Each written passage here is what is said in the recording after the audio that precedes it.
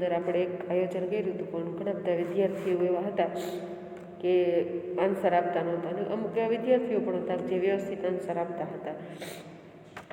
હવે જો આપણે ચેપ્ટર 19 જે છે, શું નામ છે ચેપ્ટર 19નું? પુસ્તકસ્ય આત્મવૃત્તાંત. એ પાઠ છે સરસ મજાનો, ગયા લેક્ચરની અંદર આપણે પૂર્ણ કર્યો. મોટાભાગના વિદ્યાર્થીઓ જેણે લેક્ચર એટેન્ડ કર્યો હશે એને ખ્યાલ હશે કે પુસ્તકનો આત્મવૃત્તાંત ખૂબ જ સરસ પાઠ છે, અને જો આ પાઠનો અનુવાદ તમે સારી રીતે સમજી અને યાદ રાખ્યો હશે તો એની અંદરથી કોઈ પણ તમને પ્રશ્ન પૂછાય તો આવડે. માત્ર અનુવાદ એ વાર્તા સ્વરૂપે તો તમે યાદ રાખો જ છો, પરંતુ સંસ્કૃતની અંદર અમુક શબ્દાર્થો એવા હોય કે જે થોડાક અટપટા હોય, તો એ રીતે પણ શબ્દાર્થ પ્રમાણે પણ અનુવાદ છે તમારે યાદ રાખવાનો છે. કારણ કે તમને વારંવાર કીધેલું છે કે આ પાઠમાંથી મોટા ભાગે પ્રશ્ન એવો પૂછાય છે કે યોગ્ય ક્રમ પ્રમાણે ગોઠવો. તો એની અંદર તમને કયા પેરેગ્રાફ પછી કયો પેરેગ્રાફ આવે છે બધી જ વાત છે યાદ હોવી જોઈએ. તો સ્વાધ્યાય જે છે એની ચર્ચા પણ કરી લઈએ. વિરોધી શબ્દો પણ તમને અહીંયા આપેલા છે, એ પણ ચર્ચા આપણે ગયા લેક્ચરની અંદર કરી છે. અક્ષરમ તો ક્ષરમ, સામાન્યતઃ તો વિશેષતઃ, નિઃશબ્દમ તો સશબ્દમ. જો આ વખતે વિકલ્પવાળા પ્રશ્નો વધારે છે તો વિરોધી શબ્દો પણ પૂછાવાની શક્યતા રહે, એટલે ખાસ આપણે યાદ રાખવાનું. મિત્રમ તો શત્રુઃ, કૃપણઃ તો ઉદારઃ, પ્રતિષ્ઠિતમ તો અપ્રતિષ્ઠિતમ. આ જે તમને આપેલા છે વાંચી લેવાના. ત્યાર પછી સ્વાધ્યાય. ગ્રંથઃ કસ્માત ગ્રંથઃ ઇતિ. ગ્રંથઃ કસ્માત ગ્રંથઃ ઇતિ. તો એની અંદર જવાબ આવશે ગ્રંથના તો. પ્રશ્ન 2 છે શબ્દેશુ સત્સુ અપી કિમ નિઃશબ્દમ. શબ્દ હોવા છતાં પણ કોણ નિઃશબ્દ છે? તો પુસ્તકમ. ખાસ યાદ રાખવાનું. પ્રશ્ન 3 છે પુસ્તકસ્ય કતિ રૂપાણી સંતિ. પુસ્તકના કેટલા રૂપો છે? તો પુસ્તકના 4 રૂપો છે. કયા એ આપણે ચર્ચા કરેલી છે જ્યારે પાઠનો અનુવાદ કરતા હતા ત્યારે. ત્યાર પછી છે પ્રશ્ન 4 બાલાના કૃતે પુસ્તકસ્ય કીદૃશમ રૂપમ. બાળકો માટે પુસ્તકનું કેવું રૂપ હોય છે? તો બાળકો માટે પુસ્તક નવમ. દર વર્ષે નવું હોય છે, એટલે નવમ શબ્દ છે ત્યાં આવશે ખાલી જગ્યાની અંદર. પ્રશ્ન 5 છે કેચન પુસ્તકમ કથમ રક્ષંતિ. કેટલાક પુસ્તકોને કથમ કેવી રીતે રક્ષે છે? તો એની અંદર શું જવાબ આવશે? તો કે બહુમૂલ્યમ રત્નમ ઇવ. ખૂબ જ કિંમતી રત્ન હોય તેમ એને રક્ષે છે. ત્યાર પછી પ્રશ્ન 2 છે અધોલિખિતાનામ પ્રશ્નાનામ ઉત્તરાણી સંસ્કૃત ભાષયા લિખત. એટલે પ્રશ્ન 1 તમને આપેલો છે કે સ્વચરિત લેખને કહ પ્રવૃત્ત. સ્વચરિત લેખને કહ પ્રવૃત્ત. પોતાના ચરિત્રનું લેખન કરવામાં કોણ પ્રવૃત્ત હોય છે? તો ગ્રંથ. સ્વચરિત લેખને પ્રવૃત્ત. એનો જવાબ આવશે ગ્રંથ.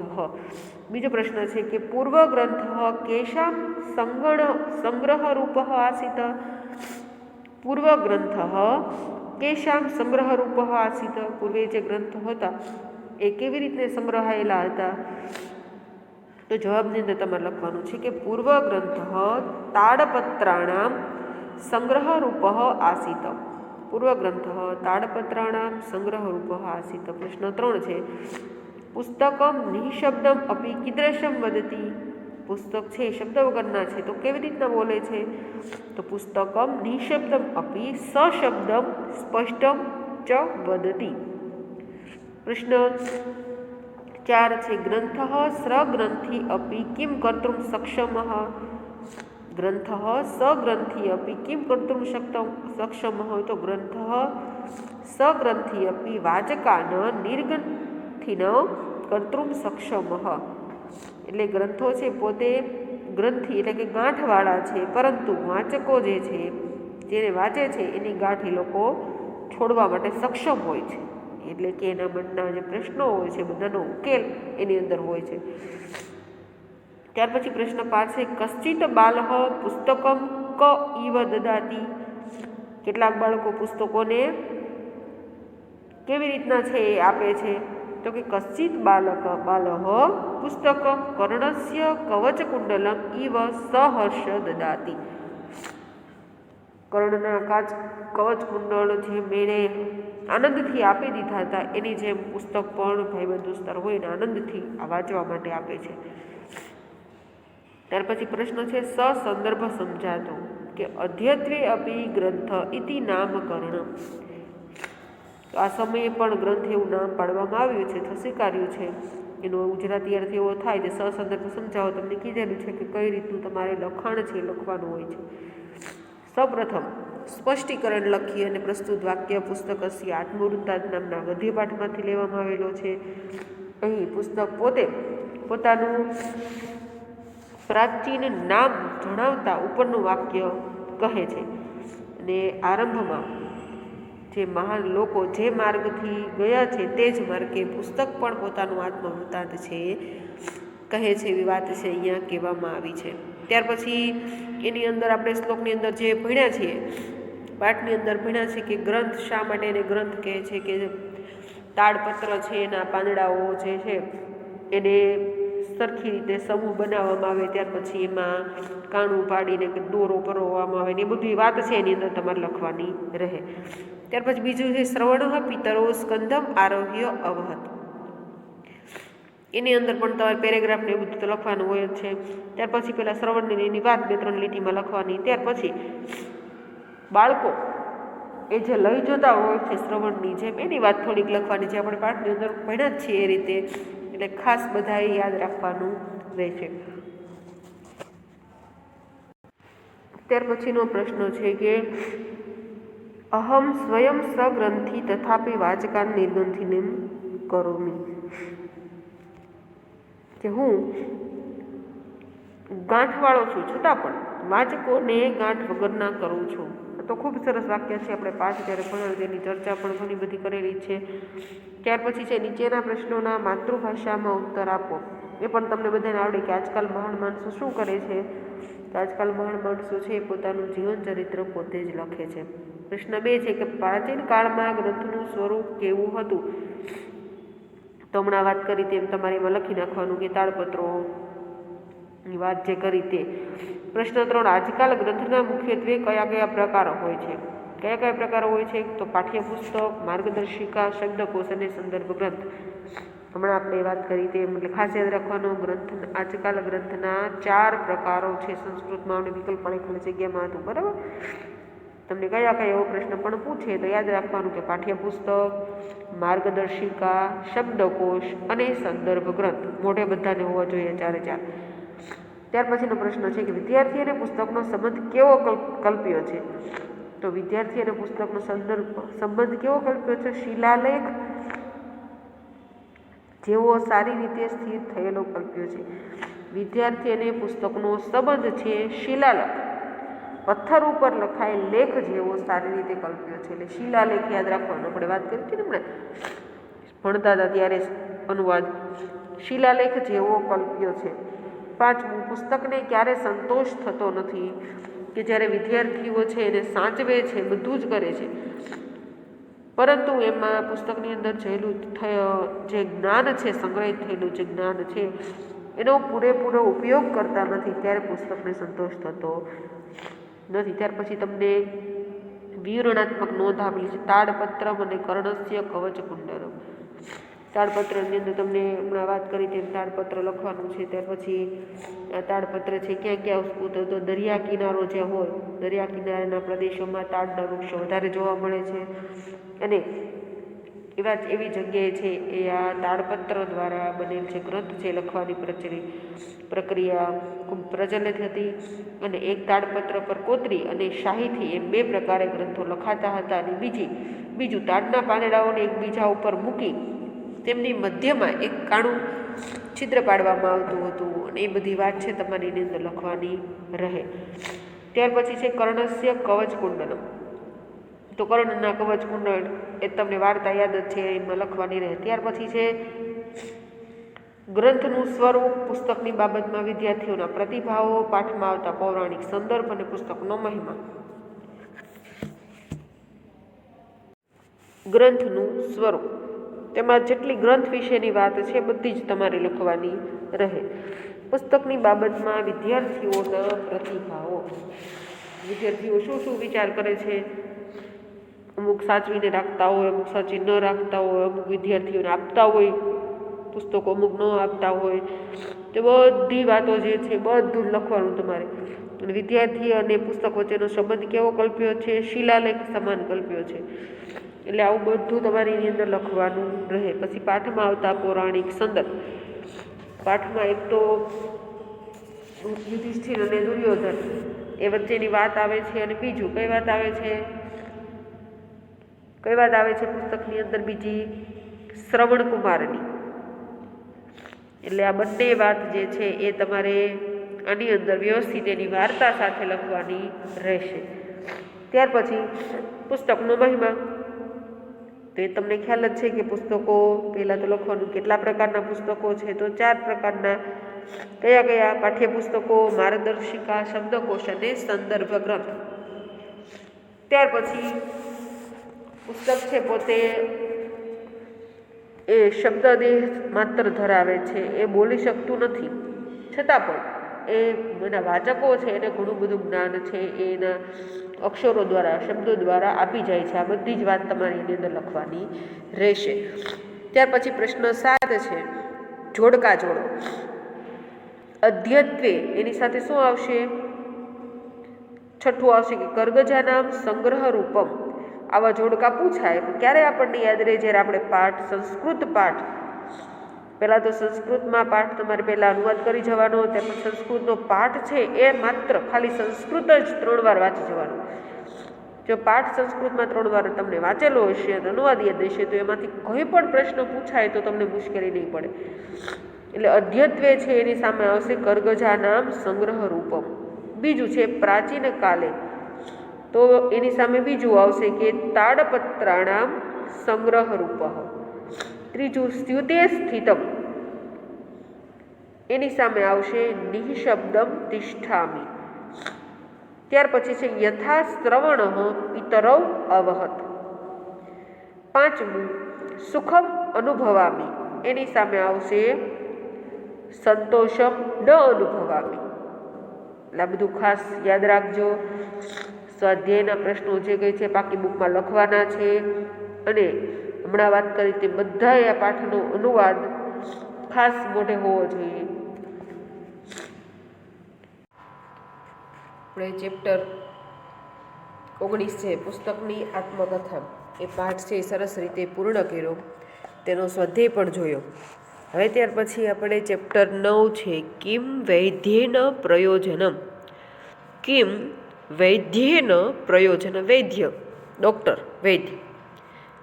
કિમ શા માટે, શી જ, પ્રયોજનમ જરૂર છે, વૈદ્યની શી જરૂર છે?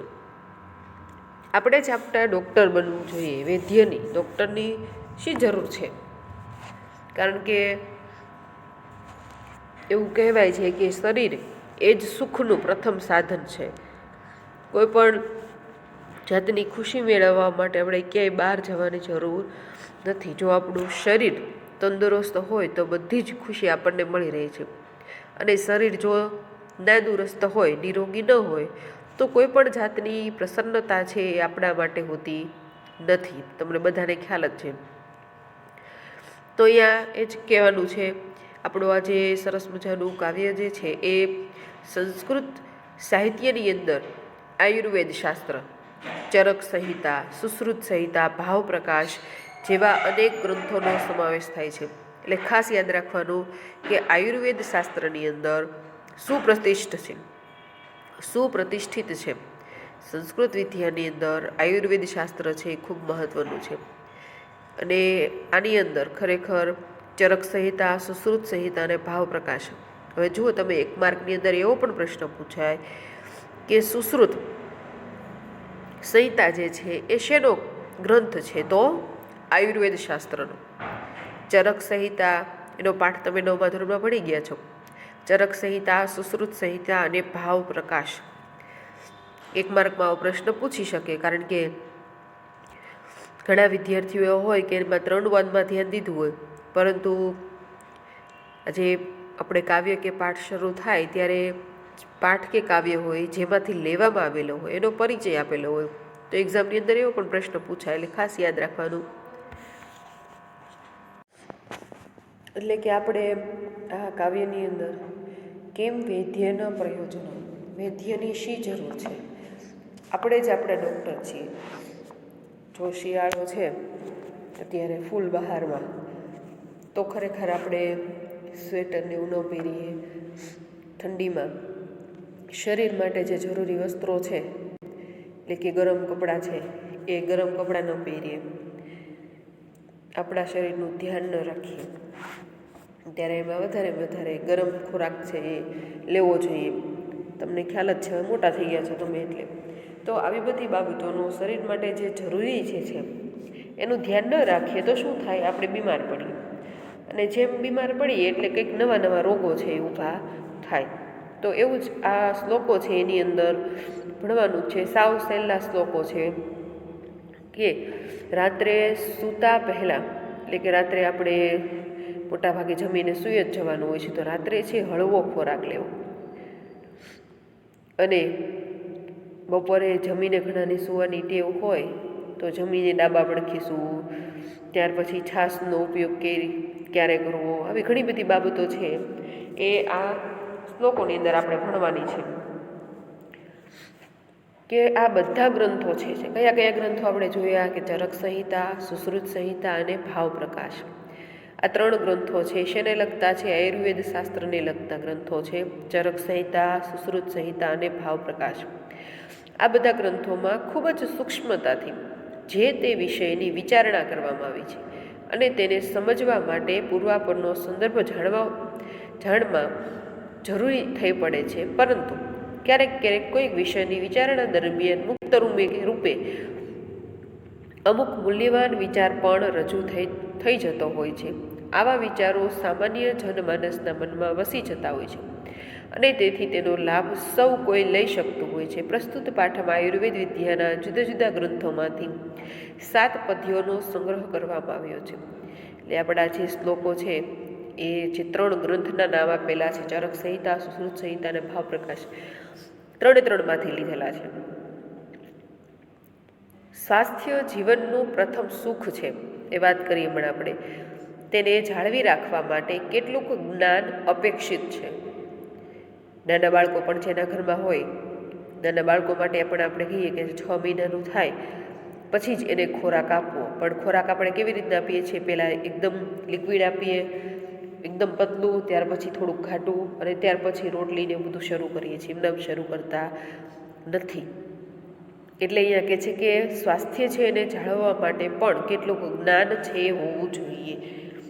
અને ઘણાને વડીલો ન હોય તો એ પુસ્તકો રાખે, અથવા ડૉક્ટર પાસેથી એ નાના બાળકોને કઈ રીતના શું જમાડવું એ માટેની જાણકારી મેળવતા હોય છે. એટલે ખરેખર આ બધું ખૂબ જ મહત્ત્વનું છે. એટલે કે છે કે શરીરને તંદુરસ્તી જાળવી રાખવા માટે ઘણું બધું જ્ઞાન છે હોવું જોઈએ. ત્યારે કોરોના જેવી પરિસ્થિતિ છે તો બધા એવું કાળો અને હળદરવાળું દૂધ ને એવું બધું ધીમે ધીમે પીવાનું શરૂ રાખે કે દવા ઓછી લેવી પડે, બીમાર ન પડીએ. અહીં પ્રથમ પદમાં ભોજનને અંતે, દિવસને અંતે અને રાત્રિના અંતે જે પદાર્થોનું સેવન કરવાનું છે તેનો નિર્દેશ કરેલો છે પહેલા શ્લોકની અંદર. ત્યાર પછી દિવસમાં કેટલીક વાર ખાવાથી શું શું થાય છે તેની વાત બીજા પદ્યમાં કરવામાં આવી છે.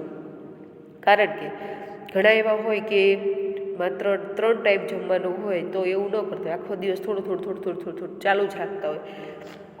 થોડી વાર રસોડામાં જાય, થોડી રસોડામાં જઈને જે કંઈ મળે આરોગતા હોય, તો એનાથી શું થાય? ત્રીજા પદ્યમાં માણસ પોતાનો વૈદ્ય પોતે જ બની રહે તે માટેની વાત કરવામાં આવી છે. પોતાનો વૈદ્ય પોતે જ બની રહે તો એને સાચું ડૉક્ટર પાસે કોઈ દિવસ જવાની જરૂર હોતી નથી.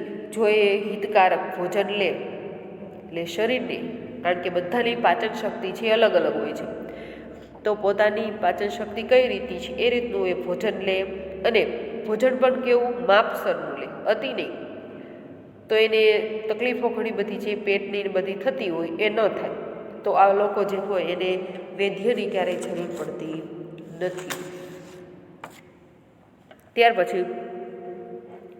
પછીનો શ્લોક છે, એમાં ચોથા પદ્યની અંદર આયુર્વેદ શાસ્ત્રનો સિદ્ધાંત રજૂ થયો છે. આયુર્વેદ શાસ્ત્રનો સિદ્ધાંત શું છે? આયુર્વેદ શાસ્ત્રનો સિદ્ધાંત કે ખરેખર મનુષ્ય પોતે જો ખોરાક વ્યવસ્થિત લે તો એની પાચન શક્તિ પણ વધારે સારી છે એ હોય છે. તો આપણને એવું કહે છે કે ચોથા શ્લોકની અંદર કે અગ્નિ છે આહારને પચાવે છે. એવું પણ તમે શ્રીમદ ભગવદ્ ગીતામાં ને બધે કહેલું છે કે આપણા શરીરની અંદર જે જઠરાગ્નિ છે એ ખૂબ જ પ્રજ્વલિત અગ્નિ સમાન છે, કારણ કે એના દ્વારા આપણે જે પણ કંઈ ભોજન ખાઈએ છીએ એ પચે છે. બહારના અગ્નિ કરતાં આપણા શરીરની અંદર જે જઠરાગ્નિ છે એટલો પ્રબળ છે, એટલો તેજ છે કે ખરેખર તમે કઠણ વસ્તુ ખાઓ કે પોચી ખાઓ, બધાની પચાવવાની ક્ષમતા એમાં રહેલી છે. પરંતુ જો અતિ ખોરાક લેવાઈ જાય તો તકલીફ થઈ જાય. એટલે કે છે કે અગ્નિ છે આહારને પચાવે છે અને અનઆહાર અગ્નિ છે દોષોને પચાવે છે. દોષોનો નાશ થતાં અગ્નિ ધાતુઓને પચાવે છે અને ધાતુઓનો નાશ થતાં અગ્નિ જીવનને વિકસિત કરે છે. આવી કંઈક અટપટી વાત છે એ ચોથા શ્લોકની અંદર છે. ત્યાર પછી પાંચમો શ્લોક છે એની અંદર છઠ્ઠું પદ્ય એટલે પાંચમા શ્લોકની અંદર ખરેખર એવું કહેવા માંગે છે કે વૈદ્ય છે કેવો હોવો જોઈએ, ડૉક્ટર છે કેવો હોવો જોઈએ કે હાથ પકડે તો એને ખ્યાલ આવી જાય, પૂછવાની જરૂર ન પડે કે તમને શું તકલીફ છે. વૈદ્ય છે એવો હોવો જોઈએ. ત્યાર પછી છઠ્ઠો શ્લોક છે એની અંદર ચિકિત્સા કરનાર વ્યક્તિની યોગ્યતાનું વર્ણન કરવામાં આવ્યું છે કે ચિકિત્સા જે કરે છે એ કેવો હોવો જોઈએ. ત્યાર પછી છેલ્લા બે પદ્યો શારીરિક સ્વાસ્થ્ય અને વ્યાયામની ઉપયોગિતાને સૂચવનારા છે. ત્યારે શિયાળો છે તો બધાએ શિયાળાની અંદર મોડા સુધી સૂઈ રહે, અને ઘણા એવા હોય કે જે શિયાળો છે એટલી ઠંડી છે છતાં પણ સ્વેટરને પહેરીને કસરત કરવા નીકળી જતા હોય પોતાનું શરીર સૌષ્ઠવ જાળવવા માટે થઈને. એટલે એવી ઘણી બધી વાતો છે એ આપણે આ શ્લોકોની અંદર ભણવાની છે. આ પદ્યોમાં પીરસાયેલું જ્ઞાન પ્રાપ્ત કરીને તેના અનુસંધાને કેટલોક પુરુષાર્થ અપેક્ષિત છે. પાઠનો અભ્યાસ કરીને તેના ફળ તરીકે પ્રાપ્ત જ્ઞાનનો આધાર લઈ વિદ્યાર્થીઓ પોતાની દિનચર્યામાં જરૂરી સાવધાની રાખે તે અપેક્ષિત છે. તો ત્યારે જ યોગ્ય સમય છે તમારું શરીર સૌષ્ઠવ છે એ જાળવવાનું, શરીરને મજબૂત બનાવવાનું. એટલે કે આ શ્લોકો તમે ભણો ત્યાર પછી તમને એટલો ખ્યાલ આવશે કે શરીર છે એ ખરેખર ખૂબ જ મહત્ત્વનું છે. કારણ કે જો એનામાં તંદુરસ્તી હશે, એનામાં મજબૂતાઈ હશે તો આગળ કોઈ પણ રોગો સામે લડવાની શક્તિ એક તો તમને મળશે. ત્યાર પછી અભ્યાસક્રમમાં પણ તમને ખૂબ જ ફાયદારૂપ છે. એટલે એ બધી ઘણી બધી વાતો કરતા આ શ્લોકો છે એનો અભ્યાસ આપણે આજે કરવાનો છે. તો પહેલો શ્લોક છે એનો અનુવાદ છે આપણે જોઈએ કે ભોજનાંતે પિબેત તક્રમ દિનાંતે ચ પિબેત પયઃ. ભોજનાંતે ભોજન પછી, પિબેત તક્રમ તક્રમ એટલે છાશ, ભોજન પછી છાશ પીવી જોઈએ. દિનાંતે ચ પિબેત પયઃ, દિવસને અંતે દૂધ પીવું જોઈએ. જે આપણે કરીએ છીએ મોટાભાગના ઘરની અંદર રાત્રે છે છાશ પીવાતી ન હોય, જમવામાં દૂધ લેવાતું હોય છે. કારણ કે છાશ છે એ રાતે કેમ કે ખટાશ છે મોટાભાગે સાંજે ખાવી જોઈએ નહીં, કારણ કે તેનાથી સીળસ નીકળે અને ચામડીના ઘણા રોગો છે થવાની શક્યતા રહે છે. ઘણાને કરોળિયા પણ નીકળે. એટલે અહીંયા કહે છે કે ભોજન પછી છાશ પીવી જોઈએ. બપોર ભોજનાંતે તક્રમ પિબેત, ભોજનાંતે ભોજન પછી છાશ પીવી જોઈએ. દિન અંતે ચ પિબેત પયઃ, અને દિવસને અંતે દૂધ પીવું જોઈએ. નિશાંતે ચ પિબેત વારી, અને રાત્રિના અંતે પાણી પીવું જોઈએ. વારીનો અર્થ થાય છે પાણી. રાત્રિના અંતે, રાત્રિનો અંત થાય ને સવાર પડે ત્યારે જાગતા વેત, ઘણા એમ કહે ને કે જાગતા વેત સવારે જાગીને ગરમ પાણી, ઉફાળો પાણીનો ગ્લાસ પીવો તો ખૂબ જ સારું કહેવાય તમારા માટે. એટલે કે છે કે નિશાંતે ચ પિબેત વારી, રાત્રિનો અંત થાય ત્યારે પાણી પીવું જોઈએ. કિમ વૈદ્યેન પ્રયોજનમ, વૈદ્ય કે ડૉક્ટરનું શું પ્રયોજન રહે? જો આટલું તમે કરતા હો તો ખરેખર ડૉક્ટર કે વૈદ્યની જરૂર રહેતી નથી. તો તમને 1 માર્કની અંદર 3 માર્કની અંદર સસંદર્ભ નોંધ પૂછાઈ શકે કે કિમ વૈદ્યેન પ્રયોજનમ, વૈદ્યનું શું પ્રયોજન રહે? તો તમારે એની અંદર લખવાનું হবে કે પ્રસ્તુત શ્લોક પંક્તિ છે એ કિમ વૈદ્યના પ્રયોજનમ નામના પદ્યપાઠમાંથી લેવામાં આવેલી છે, જેમાં ચરક સંહિતા, સુશ્રુત સંહિતા તથા ભાવપ્રકાશ જેવા આયુર્વેદ શાસ્ત્રના વિવિધ ગ્રંથોમાંથી કેટલાક પદ્યોનો સંગ્રહ કરવામાં આવેલો છે અને તેની અંદર શરીરના સ્વાસ્થ્ય સંબંધી ઘણા બધા અમૂલ્ય એવા વિચારો છે રજૂ કરવામાં આવ્યા છે. અને આવા બહુમૂલ્ય વિચારો જે છે એ સામાન્ય લોકોના મનની અંદર, હૃદયની અંદર હંમેશા સ્થિર થઈ જાય એવો ભાવ છે રજૂ કરવામાં આવ્યો છે. ત્યાર પછી આ જે પંક્તિ છે એ પ્રથમ શ્લોકમાંથી લેવામાં આવી છે. તો પ્રથમ શ્લોકમાં શું કહે છે કે ભોજનના અંતે છાશ પીવી જોઈએ, પછી દિવસને અંતે દૂધ પીવું જોઈએ અને રાત્રિના અંતે છે પાણી પીવું જોઈએ. તો આ 3 શા માટે ઉપયોગી છે એના વિશે તમારે થોડુંક લખવાનું કે શરીરમ આદ્યમ ખલુ ધર્મ સાધન. એ કોણે કહેલું છે? તો કે મહાકવિ કાલિદાસ છે એણે પોતાના ગ્રંથની અંદર શરીરમ આદ્યમ ખલુ ધર્મ સાધન, એટલે કે ખરેખર શરીર જ ધર્મ માટેનું પ્રથમ મુખ્ય સાધન છે એવી વાત છે એને કરેલી છે. અને શા માટે? તો છાશ શા માટે પીવી જોઈએ, સાંજે દૂધ શા માટે પીવું જોઈએ, સવારમાં જાગતા વેત પાણી શા માટે પીવું જોઈએ, એની બધી બાબતો છે તમારી નોંધ પૂછાય તો એની અંદર લખી શકો છો. હવે આપણે આવતા લેક્ચરમાં મળીશું ત્યારે એની પછીના શ્લોકો છે તેનો અભ્યાસ કરીશું.